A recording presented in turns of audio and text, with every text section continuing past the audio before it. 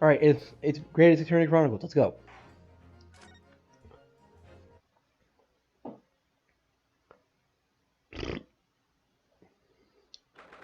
Anyway. 3rd October. 23rd October. Mr. Naruhodo, what on earth were you playing at just now? Or rather, what on earth were you playing all along? My amazing hypothesis, you've been picking holes in it from the start! Sorry about that. But you promised me! You said you proved the explosion was an accident, not murder! You said you'd keep my precious invention from falling into anyone else's head! But all you've done so far is try to undermine me! Yes, I did make you a promise, you're right. I said that I believe in you and fight for your freedom to the very end, but I also told you I was no scientist. I don't understand your hypothesis. The fact is, there's an undeniable flaw in your logic, isn't there? But if I just run through some equations... Yes, you'll see, it's because my work is incomplete! Perhaps it is. Nevertheless, a man died as a consequence, didn't he? Oh no!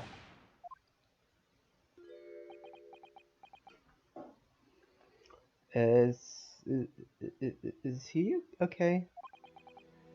You're right. You're so right. It's all my fault. And I have no right to blame you for my failures. I'm a disaster, not just a scientist, but as a human being! Well, that might be a little over the top. And while we're on the subject... But what about the bag? He's being awful! Claiming his old university friend to be a murderer, you mean? He's a disaster, not just as a prosecutor, but as a human being! Oh, but no! Wait! He's a Reaper, isn't he? Perhaps he's not classified as Homo sapiens anymore? Glad that's cleared up. Can I double check something with you? Ah, yes, that.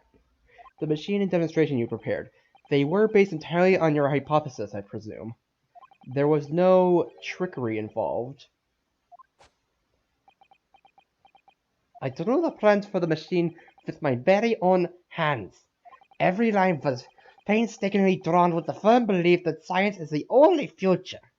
So yes, it's true that my hypothesis hasn't reached maturity yet, but please, Mr. Naruhodo, you must believe in it. Alright, Professor. I understand. Counsel, defendant.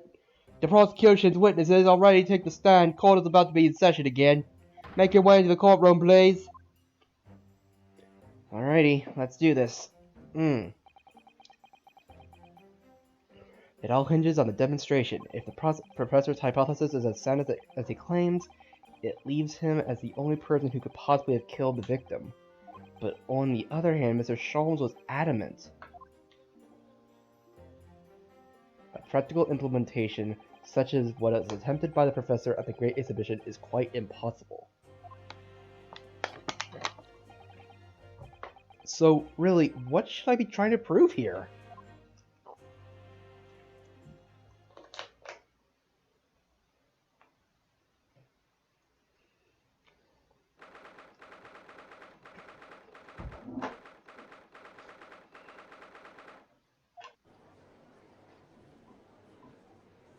You know, we haven't had a summation. I hereby reconvene the proceedings of this court. Counsels for the defense and prosecution, are you ready for the next witnesses to testify? The prosecution is ready, my lord. As is defense, my lord. So, Lord Van Zykes, I believe these next witnesses we saw the demonstration on the day in question with their own eyes. Indeed, they did. As luck would have it, one of them is a police detective. It's Ginny, isn't it? I'm excited. So the testimony we are about to hear can be considered highly reliable. Perfect. Detective of all people. The prosecution's stance remains unchanged. Though it ended in tragedy, the demonstration on the day in question was scientifically sound. And consequently, I pause again.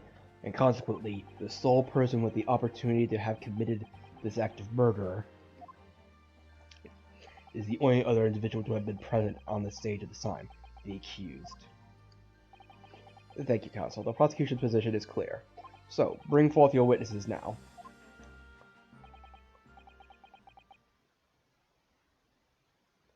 Let's show the witnesses in. The witnesses whose proximity to the incident on the day in question will clarify the truth unequivocally.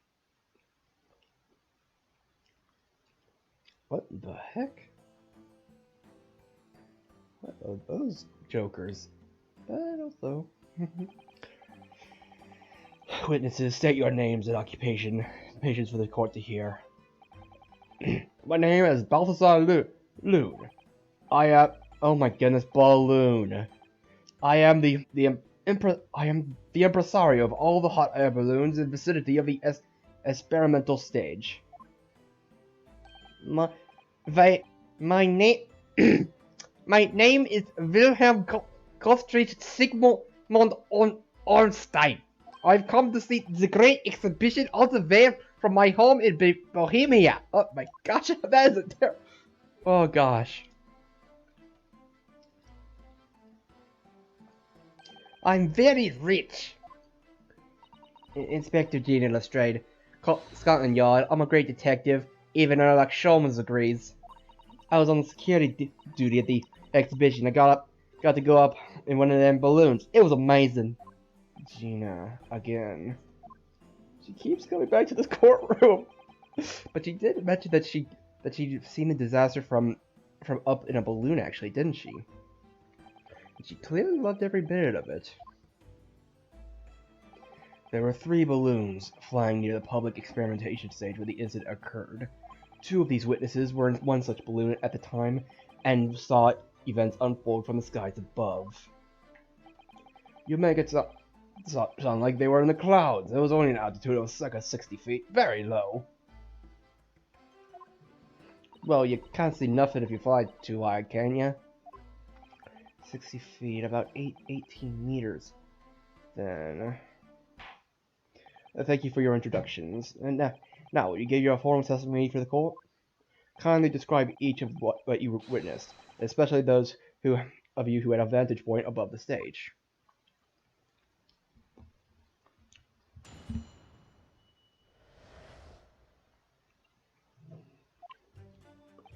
It was an incidente terrible. I admit that I'm only grateful that my balloons were not damaged. There's this huge bang from the stage, and then the next second, another bang in the sky beside us. The problem means the smoke, a cage appeared out of nowhere. The cage, it fell from the sky like a stone, and it crashed into the crystal tower. I didn't get a good look inside the cage, but no one went near it after it crashed into the tower. A most extraordinary collective amount, I must say. Could I just clarify something? There's a detail in the witness's testimony that I've not heard any mention of until now. Specifically, that there were 2 explosions. More precisely, 2 explosions in 2 separate places. Yes. When the demonstration began, the balloon carrying the 2 witnesses was around here. There were other balloons in the air nearby at the time, carrying other passengers as well, to be clear. Sorry, I had to shrink for a little bit. Then, as power was applied to the machine for the demonstration, the first explosion occurred. The so-called bird cage containing the victim disappeared from the stage, and a moment later, the second explosion occurred, directly adjacent to the balloon carrying the witnesses. The birdcage appeared at the site of the explosion, subsequently to plummet down into the crystal tower. Wait.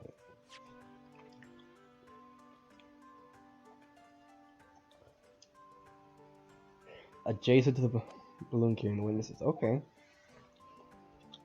I was very surprised. Suddenly, a cage appeared before my eyes with a person inside. The blast was so hot, I didn't want to miss a thing, so I kept my eyes wide. He just wants bullet. I still have lots of money. Precisely. Who is this curious infant? Who? Yeah. Who is this sassy child? Like, I'm told he's a young noble of Bohemian royalty. Apparently, he disguised himself in order to steal unnoticed into the great exhibition. Yeah, I am here in London on a sightseeing trip with my elementary school. We will have to have the benefit of a child's point of view in the testimony. Do we really need that? When I remove the mask, this is what I have looked like. Ah, yes, I see. A delightful face, I'm sure. Yeah, everybody says so. Great disguise, then. The point is, the testimony of these witnesses further substantiates the facts of this court. Namely, that despite ending an explosion, instantaneous kinesis was successfully demonstrated. And furthermore, that until the arrival of the police, no one approached the crystal tower where the victim fell. Therefore, only the accused who was with Mr. Asmund on the stage could possibly have committed the murder. Yes, thank you, counsel. The prosecution's views on the matter are quite clear. So, the defense's cross-examination now, please. Okay. Yes, my lord. Alright then, let's do that. It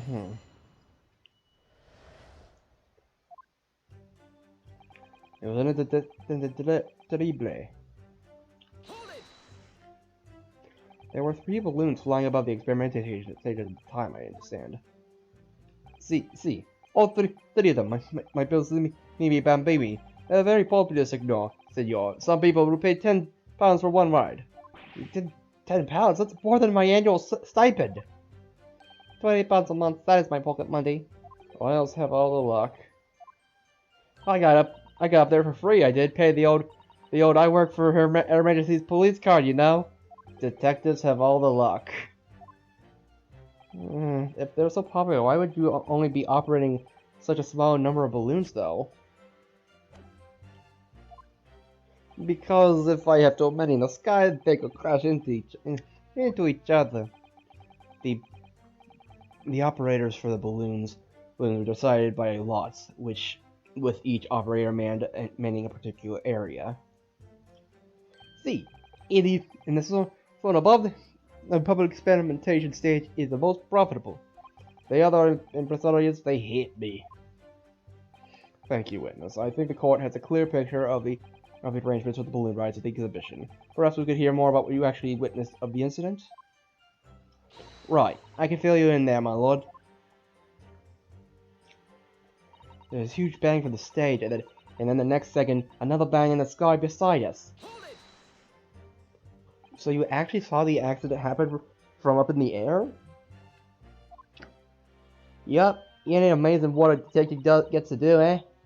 I'm telling you, Otto, being a lawyer's mug's game. You should join you should join the force and we could go flying together.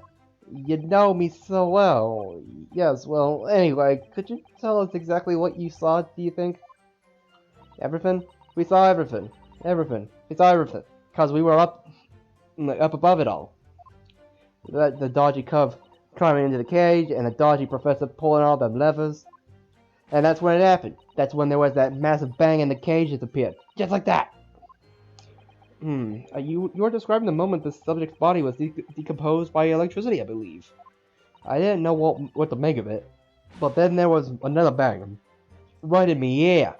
I looked around and there was a huge great fireball next to us in the sky, and there was nothing there before. Excuse me? Master Gotts, does your memory of the date differ?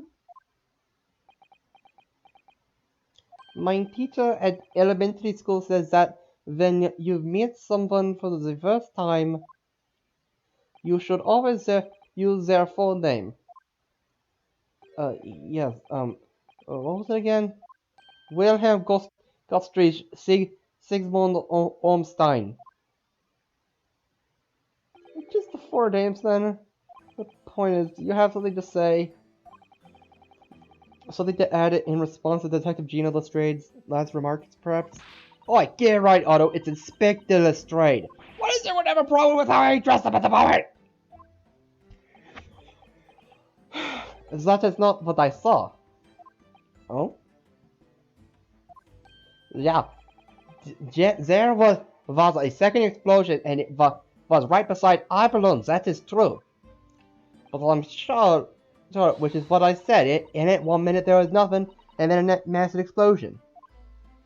My teacher in elementary school says that then someone, if you're rude enough to interrupt, you'll have the most awful life imaginable. They said that then someone else is speaking, when someone else is speaking,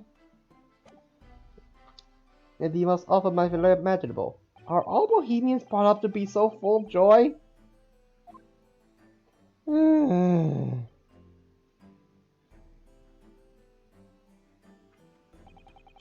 Just before the second explosion happened, next to our balloon, I clearly witnessed a green balloon flying in the sky. A green balloon? Eh? You what? I never saw nothing like that. Well, I did. I saw it. And that's it. And you can't say I did it. I feel completely counsel. I will cry and scream. My testimony is the truth. I behave in prince. You cannot say that's a lie. That is not allowed. Playing the bleeding royalty card, are you? Typical. Says the orphan who likes to remind people she works for Her Majesty's police. In that case, young man, I must ask you to amend your formal testimony. In the interest of cordial national relations between Great Britain and Bohemia.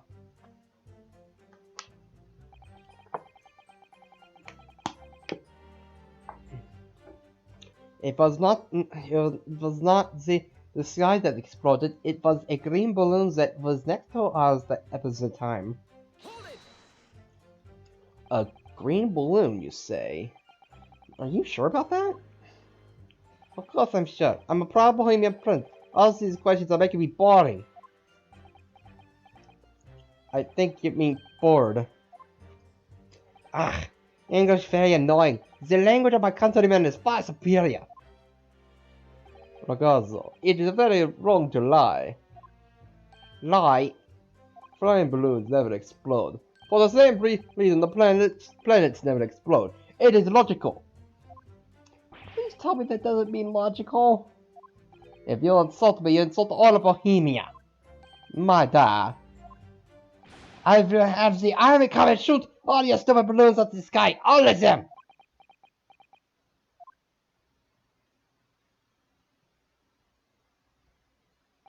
Here you are, your highness. If only all international incidents were so easily resolved. Now that peaceful relations have been restored here in this courtroom, perhaps we can return to the testimony. Did you also see the moment the cage materialized, Mr. Loon? No, I did not see the explosion myself, but however, the cage fell from the sky like a tower, and it crashed into the crystal tower. Did you see that actually happen? No, in reality I did not. It was after I hit the tower. And there was a grand confusion near the stair. I ran to see what had happened. I was terrorized by the idea that one of my balloons had crashed. I suppose they're his livelihood. But when I looked up in the sky, all of my precious balloons were still there. I saw it though. I saw it slamming in the tower after all. I'm a detective now. Then tell us what you saw, Inspector Lestrade. That's what I like to hear. I didn't get a look inside the cage, but no one went near it after it crashed into the tower. Was it you who gave the order to keep people away? Use your head, Otto. How could I have been me? I was out of a balloon, weren't I? Right. So, cause I weren't available, it was the boss who had to leg it over there. He was getting shoved and kicked all over by the panicking spectators as he tried to see off the scene. It's a real sight to behold, I can tell you. Amazing. Poor Inspector Gregson. So anyway, I couldn't see the cage that well, of course. Well, like, because of all the smoke. And I didn't really want to say, to be honest. I was scared at me wits. Keep it together, Inspector. The prosecution really is asserting that the demonstration was genuine. What if it was actually some kind of switch-around trick instead? That would mean that the victim was never actually on the stage in the first place. Huh? The two explosions would have thrown everyone watching into a panic for sure. I think I need to find out more about what exactly people saw at the time. The incident is terrible.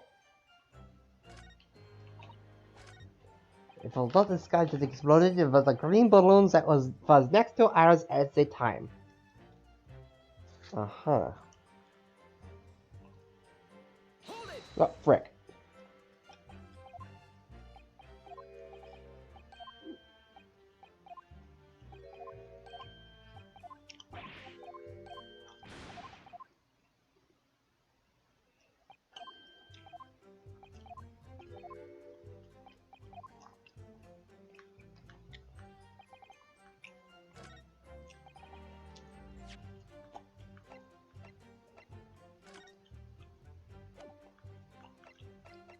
Wait.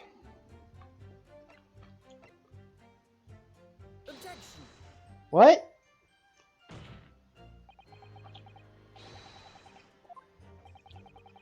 Her task can to explain how the somehow to the court, not the other way around. It just seems to jar though, don't you think? What I think is that this whole exchange has been extremely jarring, yes. Perhaps I need to reconsider this.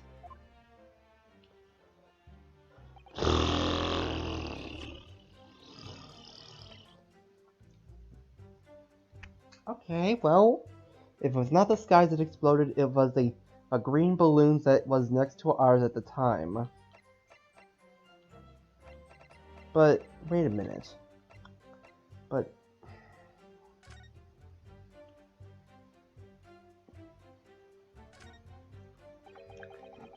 like we're attacked.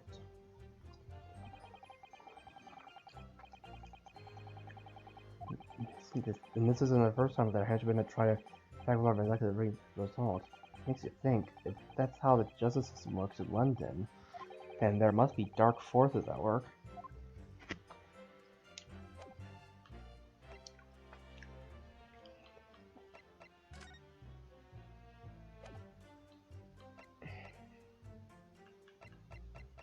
Objection. I have no idea. Surely something about that last statement seems odd, doesn't it? Would you care to mull over precisely what you find odd about it on your return journey to Japan? I wouldn't be back to give the court an answer for about 4 months, though. Rest assured, we should be happy to carry proceedings forward in your absence, Counsel. You sound serious. I have to prove my worth before he really does send me back home.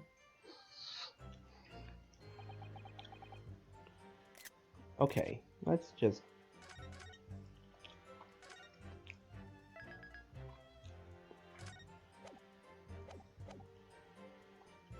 Okay. It has to be this. It actually has to be this.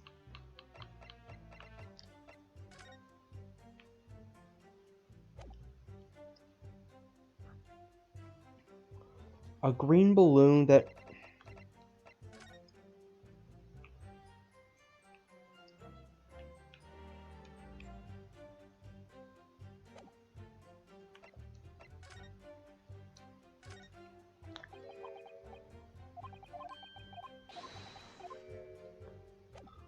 I mean, this this would be great.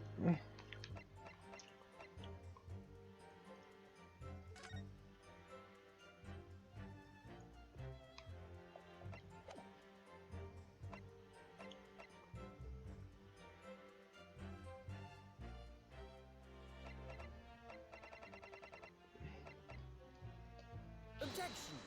Nope. Hmm.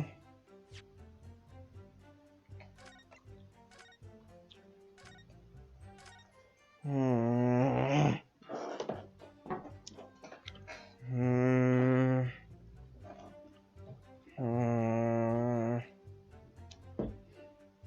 Hmm. Hmm.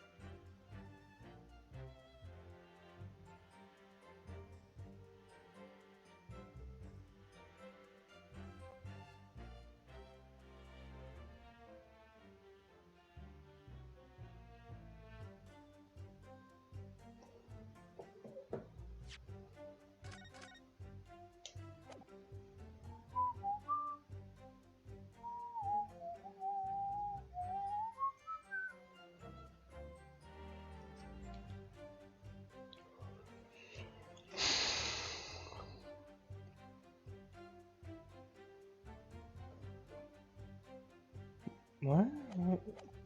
Okay. Okay. But what would be the point of of statement 3 then?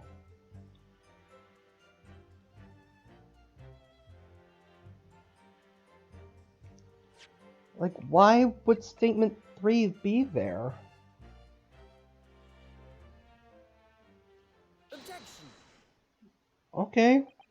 Whatever. You said that all 3 of the balloons you had operating at the time were undamaged. See, that is correct.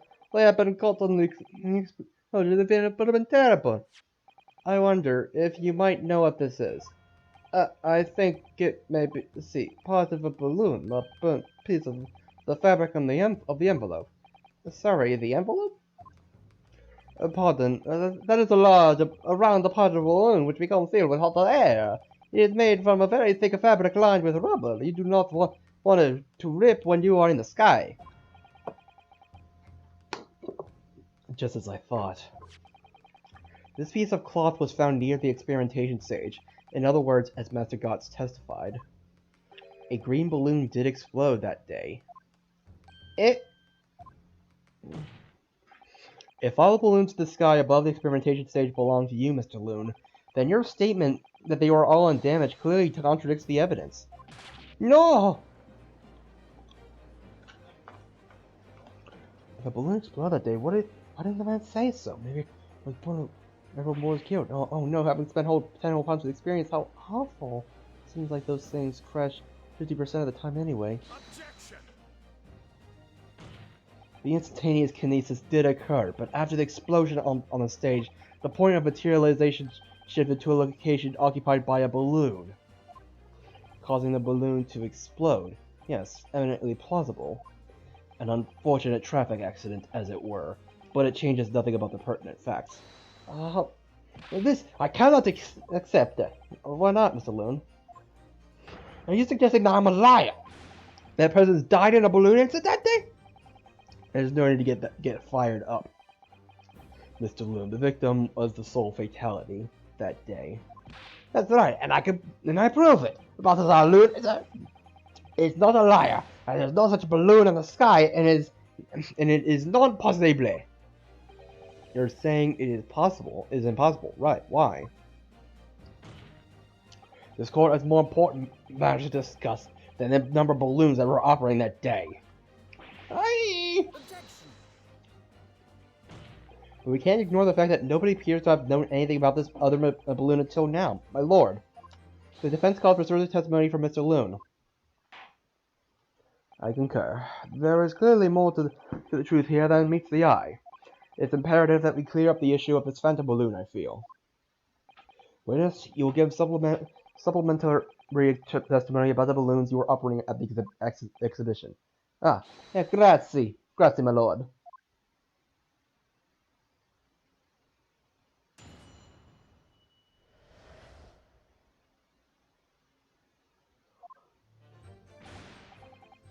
As I said, Balthazar Loon is no liar. Every balloon I had in the sky landed safely.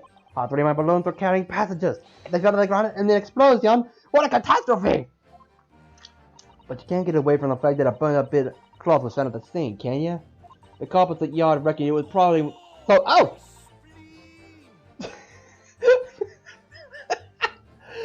Oh! Thanks for the host. Stand for the heart attack.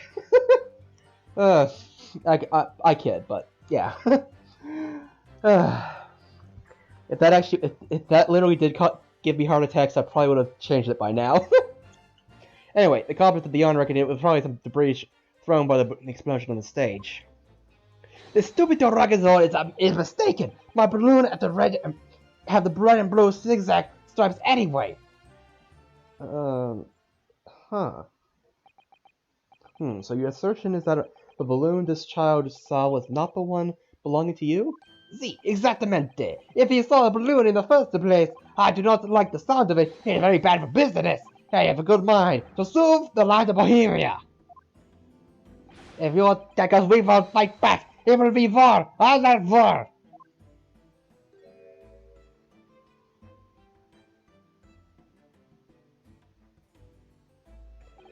happened to All Out War? Same, right, same, same. Mr. Loon certainly doesn't appear to be lying, but that doesn't change the fact that the testimony and evidence are contradictory here.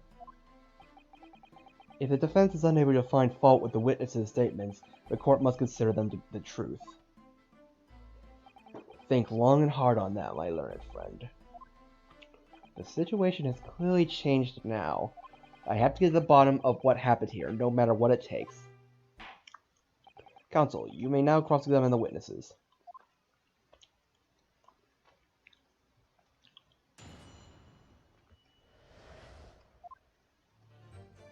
As I said, Balthazar Loon is no liar. Every balloon I had in the sky landed safely.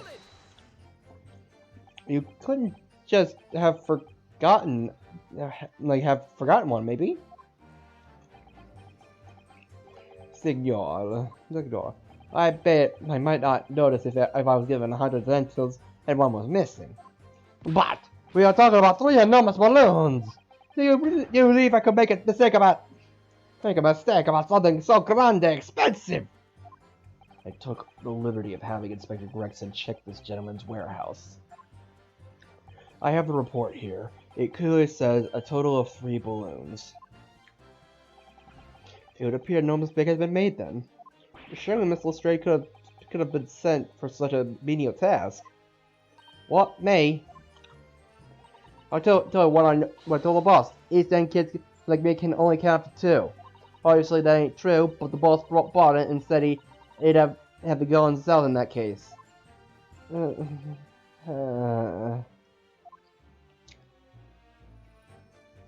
was bringing my balloons were carrying passengers as they fell to the ground in the explosion.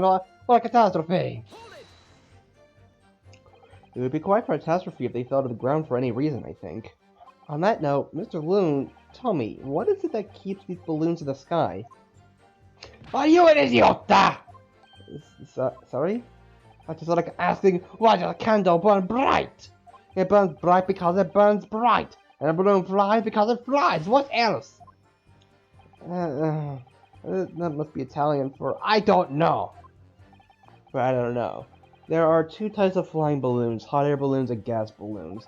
Hot air balloons work on the principle of hot air being less dense than cold air, whereas gas balloons derive their lift by using a gas that is lighter than air. See, and my balloons are filled with a magic gas, I believe. Hydrogen, lighter than air, but highly explosive. Good lord! I do not permit smoking on the cigarettes in any of my balloons. The magic gas does not like fire. Even a small spark of static electricity could cause the entire balloon to explode. Probably most people would probably prefer hot air balloons. What's the matter with you, Signor? All that comes out of your mouth is an explosion! Explosion! I tell you, my balloons are perfectly safe. They have to be, or I cannot eat! None of my balloons exploded that day. I'm completely sure.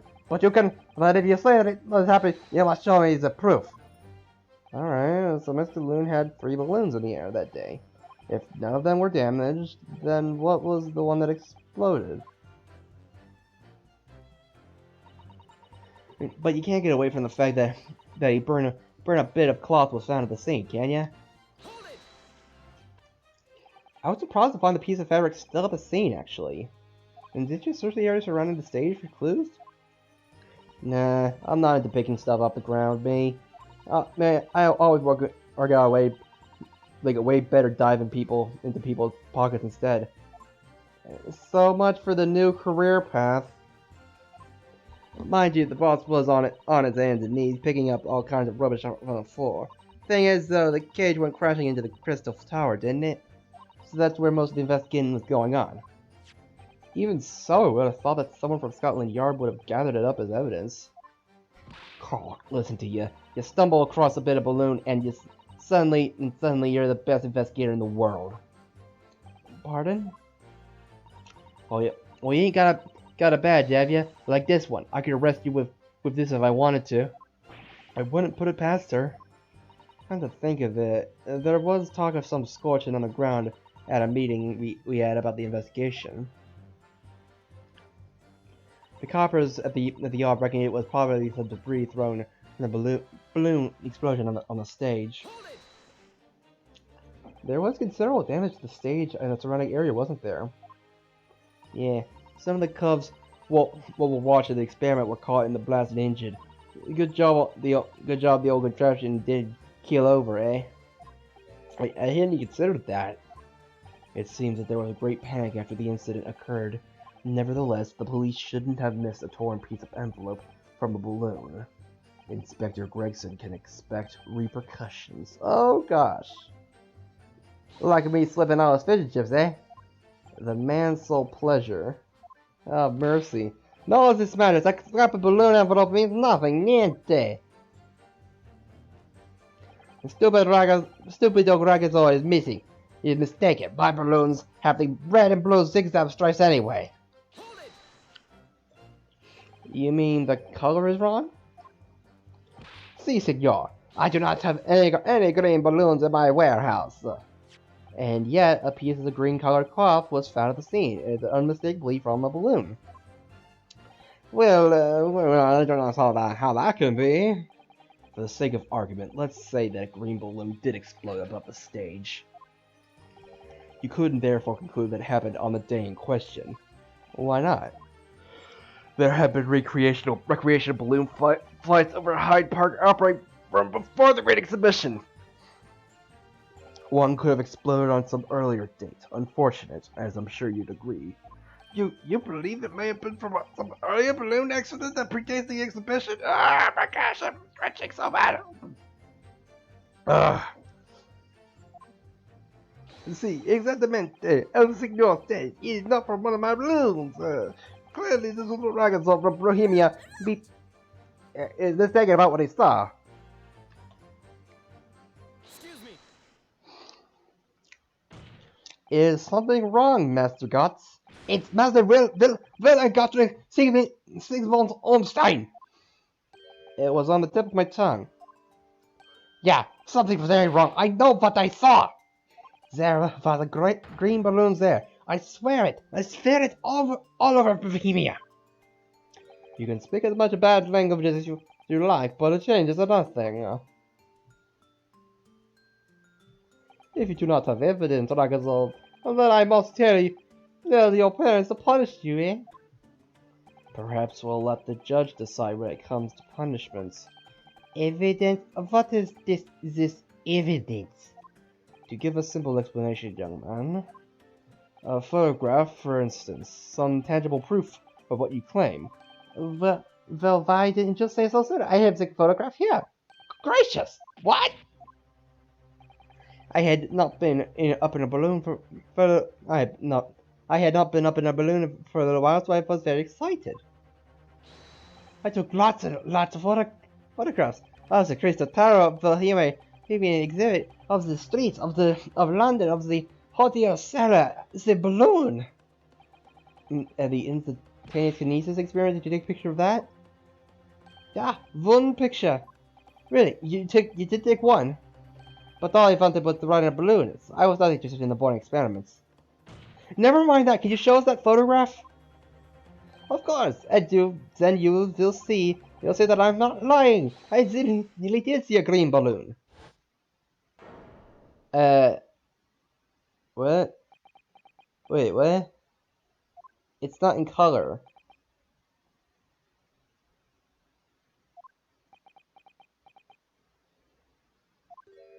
Well, I see you're all too shocked to speak. Yes, I think shocked is indeed the word, young man. Yeah, perhaps you can't see that you cannot see that it is a green balloon from this photograph, but that's not my fault. It's the fault of the stupid person who made the camera. Wah! That is one very bohemian-sounding cry. Wah! Wah! Ah! Shwa! Shwa! Wait, okay. I'm curious how that would be pronounced.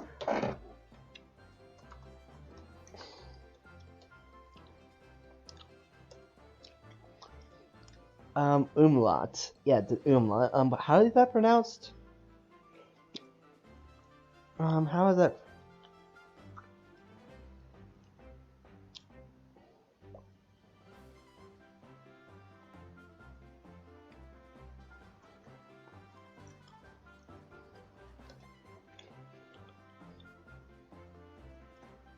B. Wah. Wah. Okay.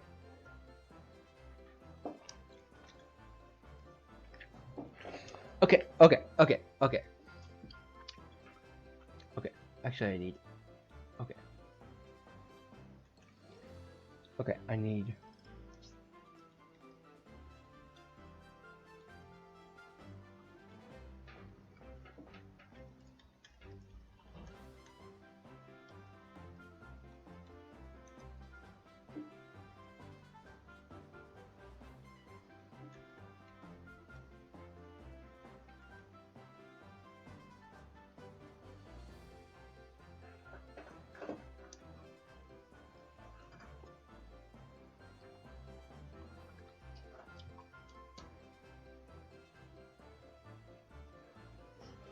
Okay, there you go. Very well. The court will accept this photograph as evidence. It shows another balloon that cranes looked green and exploded moments after he took the shot. It's not my fault. It's difficult that the person who made the camera. Well, never mind. I'm sure you have plenty of wonderful sepia memories to take home with you. In any case, when exactly did you take that photograph? It wasn't the day of the big explosion. You don't say.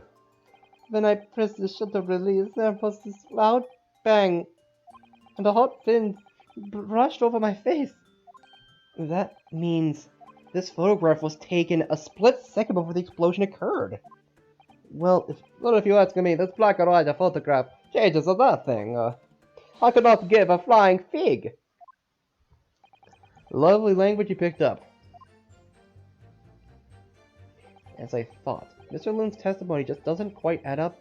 The young Bohemian boy claims to have seen another fourth balloon, but Mr. Loon vehemently denies the possibility, and it's hard to imagine the man in charge could be mistaken about the number that were in the air. Still, this inconsistency must tell us something, I'm sure.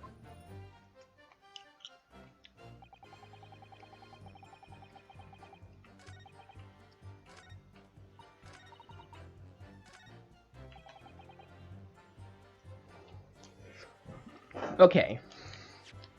I'm sure about this. Because you can't see the stripe. But also, what is this? What is this part? Like, what is this light? Like, what is this ray of light down there? But yeah, they're... Like, you don't see the stripes. So I guess... Objection. Okay, fine.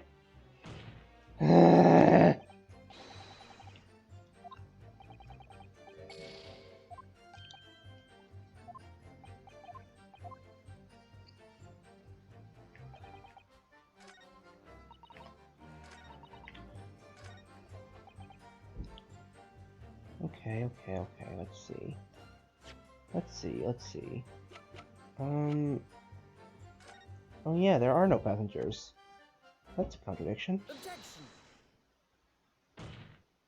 Unfortunately, the photograph Master Gods took can't tell us the color of the balloon, but it can tell us something else, something crucially important. What? It shows that the pictured balloon wasn't carrying any passengers. My goodness, you're right. But surely all the balloons would have been carrying passengers. There would be no sense in it otherwise. See, they have a pressure. So see, the view, my balloons will only fly with passengers.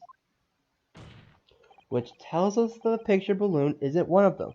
So when the incident occurred that day, there was a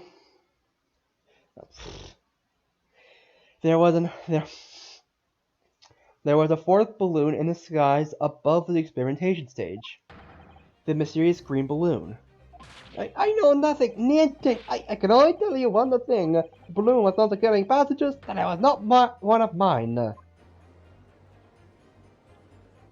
Objection! There are illegal tradesmen everywhere you care to look. Clearly one such entrepreneur decided to capitalize on the opportunity presented by the Great Exhibition. And managed to operate balloon flights on Mr. Loon's patch without him realizing. You see, the composition is trying to steal my profits. I did not notice because of the experimental that went wrong on the stage.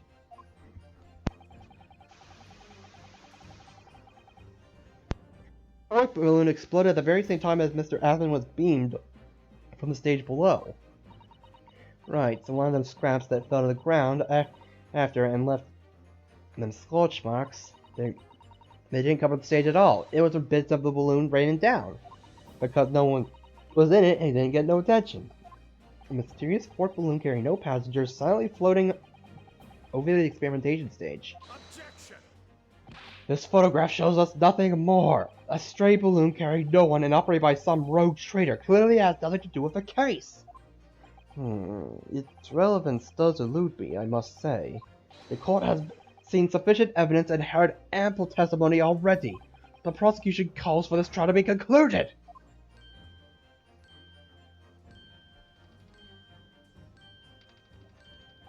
Really? We really got to the truth yet?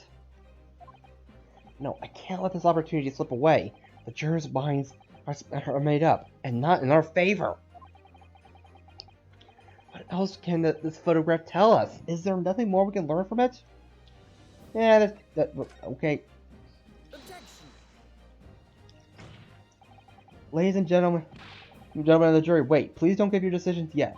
The photograph from Master Gods may well be hiding one more vital clue.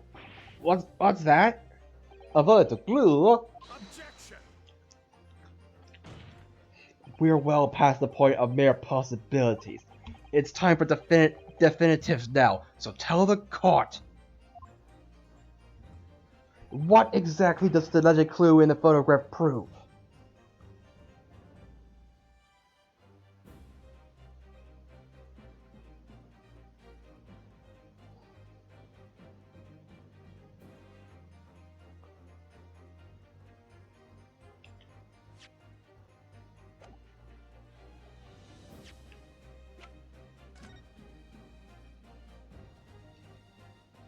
Actually, wait a minute. The cause of the explosion? We can reasonably assume that the picture balloon was destroyed in the searing heat of the explosion.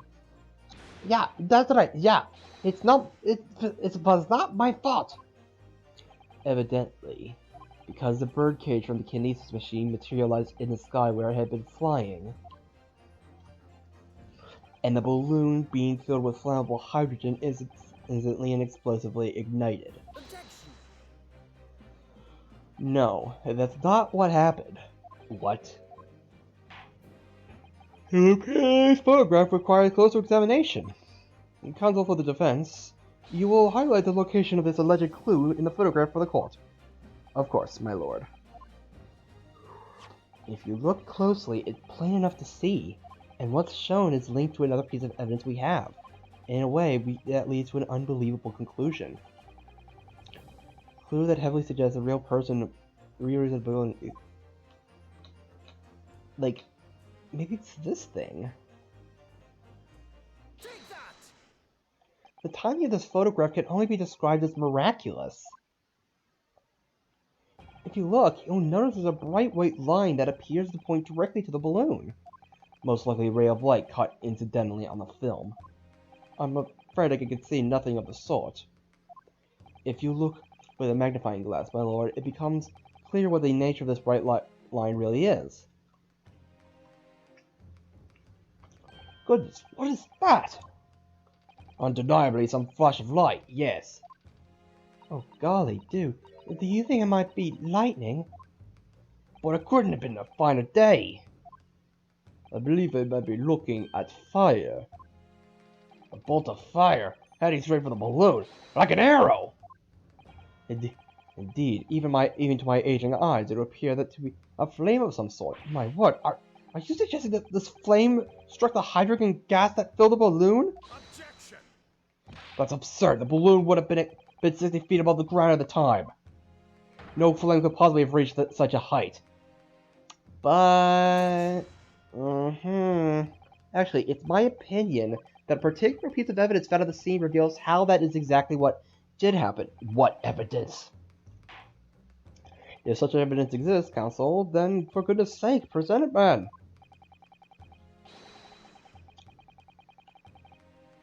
The crossbow. Take that! This was found hidden at the foot of a small ornamental tree near the scene. Good lord, is that a crossbow? An arrow dipped in oil instead of light could have been shot from this weapon, sending a flaming arrow straight into the hydrogen-filled balloon. Are you suggesting that crossbow was used deliberately? Blimey, you're right. That stricken line in the photograph looks just like an arrow, doesn't it? Then the explosion of the balloon, it was very likely the result of a flaming arrow from this crossbow igniting the hydrogen gas inside it.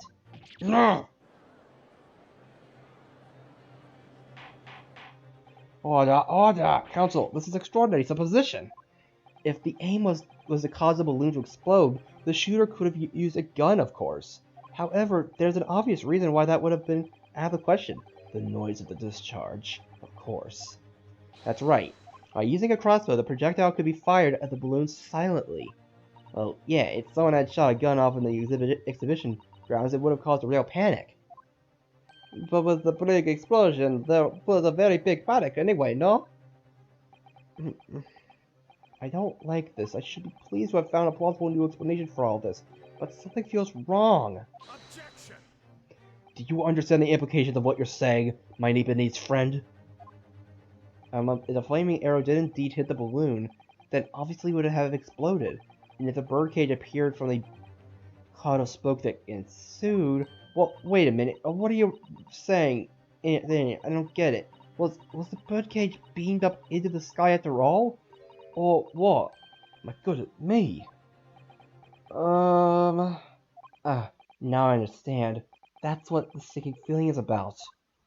I think there's a good chance that the birdcage was actually concealed inside the balloon all along. What? What? Did I hear you correctly, Council? There's no going back now. The horse is bolted. Uh-oh. What? Let's assume, as I said, that the birdcage was hidden inside the green balloon from the start. On stage, when the experiment started, the birdcage and the instantaneous kinesis machine appeared in a cloud of smoke. At that moment, the flaming arrow was fired from the ground, causing the green balloon to explode, drawing the attention of the spectators to the sky above their heads. From amid the smoke, the hidden birdcage then appeared, to fall down and crash into the crystal tower. What? I think you all agree it's entirely plausible that what I've just described is the real truth behind the miraculous experiment carried out that day. Good grief! Objection! This is ludicrous. What you described as no science experiment. It's a child's play, a contemptible display of stage magic. Both Mr. Sholmes and Iris said the experiment was a scientific impossibility, in which case this is the only way to explain what had happened that day. In any case, the victim's body was found inside the birdcage in the crystal tower. If the instantaneous kinesis didn't take place, how do you explain that? If I may put in a word as a man of magic myself, such apparent discrepancies can easily be explained by some simple deception. Juror number 3. All that would be needed is a doppelganger, someone who looked very similar to the victim, Mr. Asman. And having this other man appear on stage in front of the show as a body double. Yes, of course. So in fact, as Mr. Aspen must have been inside the birdcage that was concealed inside the balloon right from the start. Objection! But didn't people see them? That balloon would have been filled with hydrogen. Anything hidden inside it would have been scattered to the four winds when it exploded. No one would have embarked on such a risky venture. Not necessarily. The explosive force of the balloon gas would very much depend on the mixture ratio. Juror number 4. Flying balloons are rarely filled with pure hydrogen, but a mixture of other gases such as helium as well. Helium on its own doesn't explode, but by controlling the gas mixture ratio, the explosive force can be altered. The mixture ratio? Obviously, the victim's body would have suffered some burns. That would be unavoidable. But not to such an extent as to render the whole obscene charade impossible. So everything that happened can be explained, logically and scientifically. The explosion that engulfed the stage at the start of the experiment was no accident. It was all part of an elaborate deception to make it appear that the instantaneous kinesis had occurred. Well, goodness me. And if we accept that this is what happened, it means that the victim, Mr. Aspen, was never present on the public experimentation stage to begin with.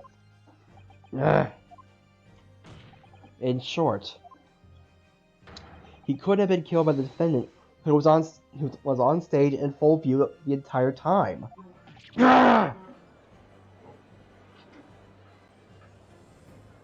This will be very hard for the prosecution to counter. Lord Van Dyke can't credibly maintain that Professor Harebrained is a suspect now. But something's not going. He's not gonna like this. Mr. Naruto, I appreciate your effort, thank you. Thank you. Professor? But you can stop now. Just keep your mouth shut, please. Sorry? What's all this about, Mr. Harebrained?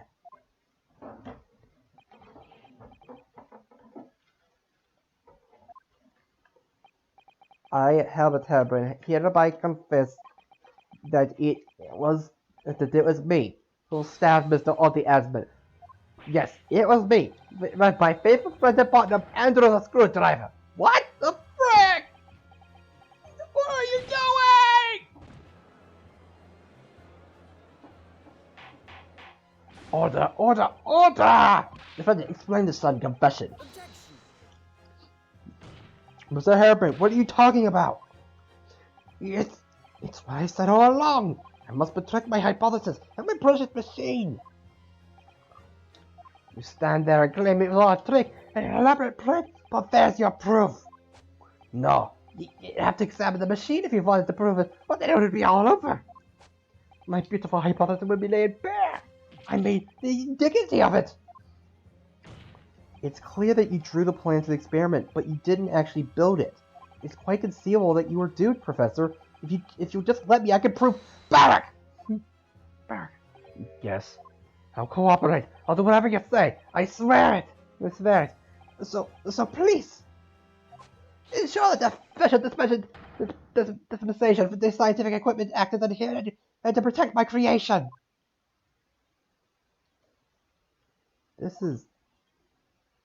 He is really willing to sacrifice himself for this experiment, even though. Pray forgive the discourtesy of filling my hollow chalice at this critical juncture. Here's my learned Epides friend. What? And his upcoming attempt to clarify the defense's position in the light of the accused's confession. Do you intend to formally assert that the experiment was nothing more than a conjuring trick?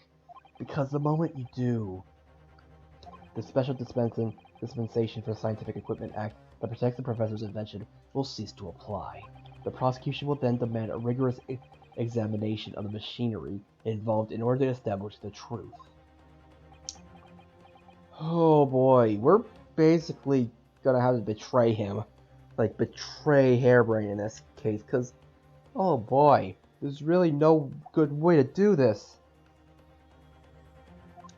However, if you acknowledge that the machine is genuine and instrumental in the victim's murder,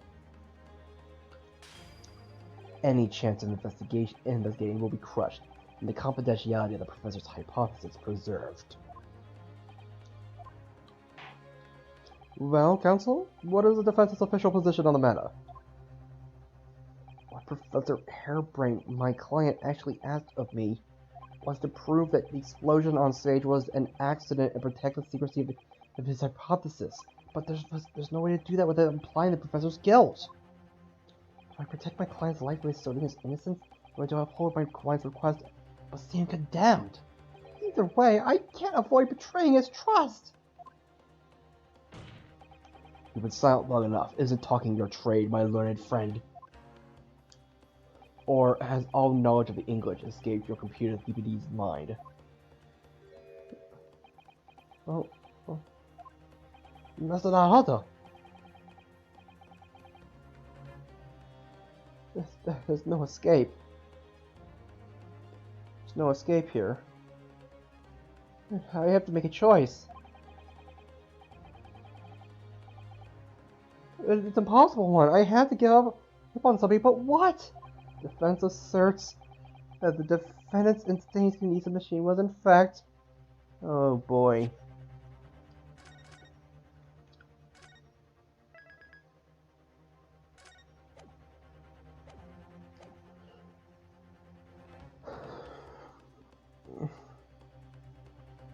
I'm pretty sure we're going to have to say a conjuring trick. Like a proper science, but I'm going to say the wrong answer.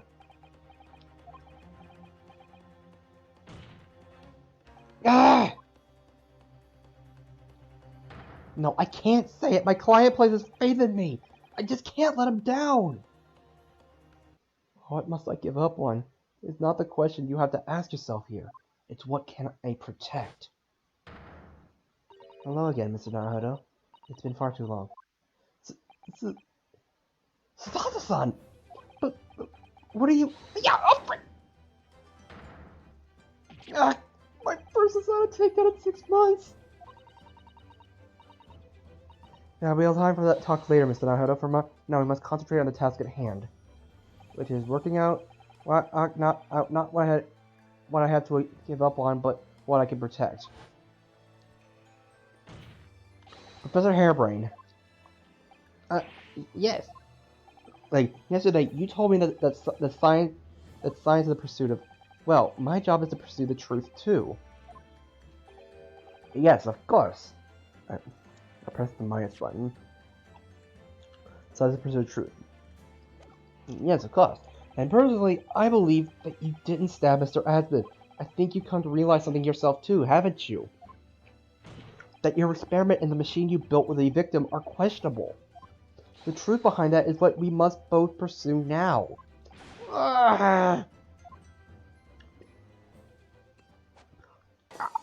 Frick! Why do we keep sitting here? So you finally opened your eyes. What? And as for you, Albert, you can't ignore this any longer. Having heard my learned friend's assertion, don't you have something to say? Braddock, Lord Zykes. Gosh, I've never heard him speak that way before. In truth, there is one thing, something I've remembered that is of relevance. What? On the day it happened, just before I began the experiment, I saw a man near the stage. A man holding that crossbow.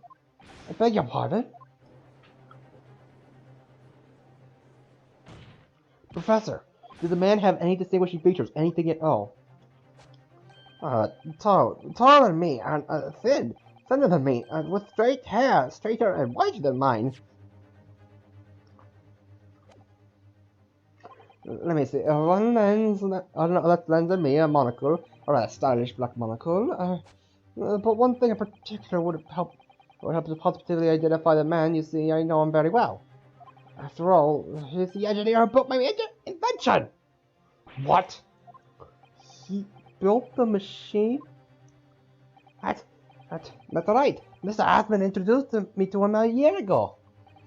He's a man by the name of Enoch Drebber. Enoch Drebber? Does this name mean something? Members of the jury seem flustered. Not a name any scientist wishes to hear. A man is an abomination. Not a man any conjurer wishes to hear either. Who on earth is he? I'm afraid this is the first tale of his this nature that I've heard in scientific circles in connection with that name. There's talk of the flamboyant experiments that turn out to be nothing but stage trickery in the end. Obviously, the rascal is after the government's research grant money. When magicians are in need of money, I have heard of them resorting to these underhand tactics. Some acquaintances of mine with experience of such things have mentioned Enoch Drebber's name before. The man is both an engineer and a magician. Yes, we're dealing with an unparalleled competence trickster here. That's Enoch Drebber for you. Okay.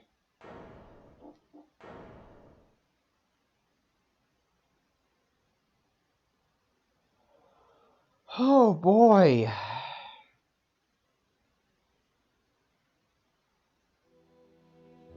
So it's true then. My invention, my great machine, was just a grand illusion. Considering what we just heard about Mr. Drebber's character, I'm sorry to say it sounds increasingly likely. Even though no one else believed it, I wanted to. I wanted to believe the machine would function exactly as my hypothesis predicted. Which is why you were so opposed to it being investigated, I presume. I know that if the machine was examined in detail, its construction would give away my hypothesis.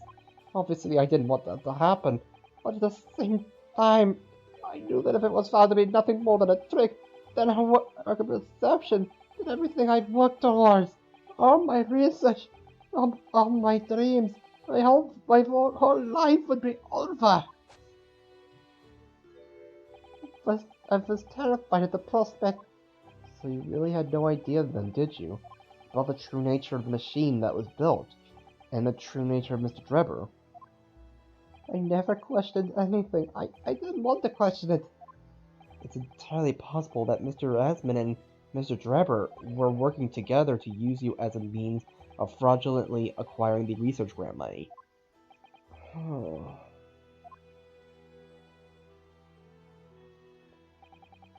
When I announced my invention to the crowd that day, it was the finest moment of my career. I pulled all the levers and turned all the dials in exactly the way Drebber had described.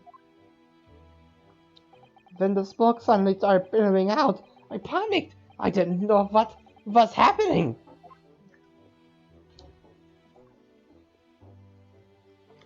But I really don't know how the illusion was made to work. I don't know anything about anymore.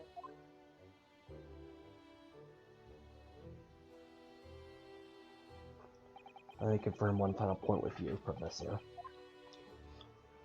Do you now consent to the prosecution submitting the necessary paperwork to release your invention from the protection afforded by the Special Dispensation for Scientific Equipment Act?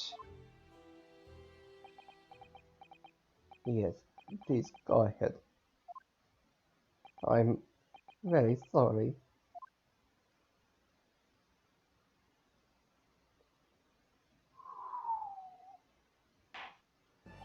It would appear that we shall have to suspend for the remainder of the day now.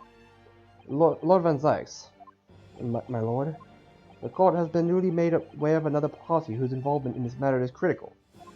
Yes, Mr. Drebber. Gather information about the man. If possible, I should like him served with a subpoena. With pleasure, my lord. Now, counsel to the defense. Yes, my lord. When we reconvene, I shall be looking for one thing and one thing alone from you. Evidence. The defendant is innocent of the crime for which he presently stands accused. I understand. Good. In that case, this court is adjourned until tomorrow morning. Oh boy.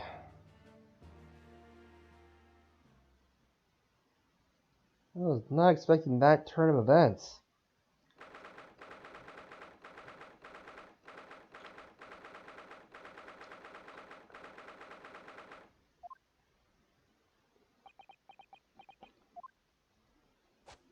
Mr. Naruto.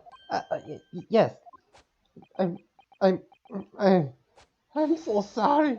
I was fine. You're right. I tricked you. You trust me. I tried to do it to my best. How did I ever come to this? I'm so sorry. Did you really have no idea, Professor? About what Mr. Dripper was really up to, I mean? About what he was really constructing? Naturally. My machine was the embodiment of my hypothesis, of all the hopes and my dreams. I had complete faith in it. Alright, in that case, I won't say any more. Now, sadly, the murder accusation against you still stands. So we must do as much investigation as we can before the trial resumes tomorrow.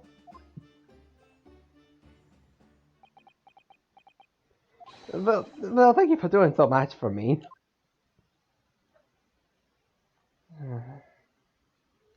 But, hey, I'm sorry for relating late this morning, Mr. Naruto. No, it's great. Arriving late? Didn't you receive my postcard? I wanted to let you know when I'd arrive. Postcard? What postcard? I hid it from you, Runo, so it'd be a surprise. Well, did it work? I was surprised, alright, especially when you threw me to the ground! Oh dear, I'm so sorry.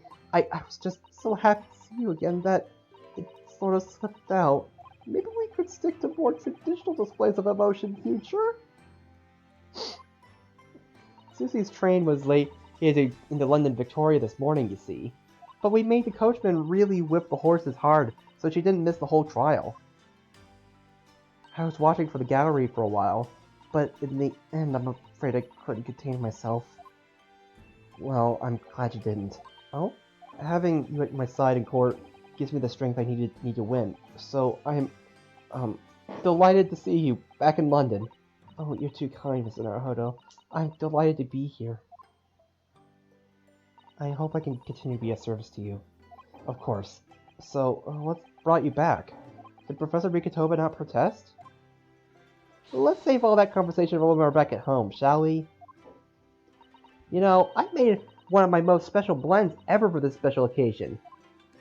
Oh, Iris, how wonderful! I can't wait! It's good to see her back. Sasada-san was back in London. It's hard to describe how happy that made me feel at the time, but despite my elation, our tale was about to take yet another extraordinary turn.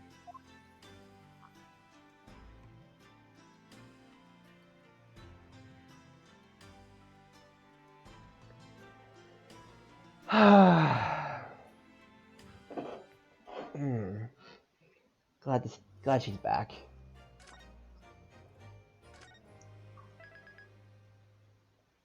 Alright, investigation part 2, next time. But for now, I actually have a doctor's appointment tomorrow, so I had to actually end early so I can actually get to sleep earlier, so yeah. But in the meantime, I actually know what our raid message is gonna be. It's actually gonna be hashtag for way. Schwa.